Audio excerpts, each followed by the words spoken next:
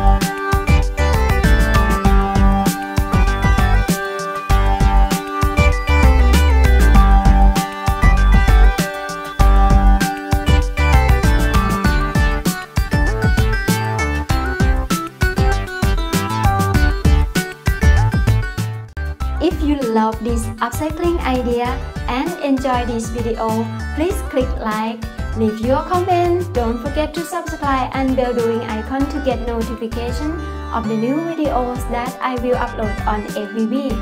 Thank you for joining. See you again next time. Bye.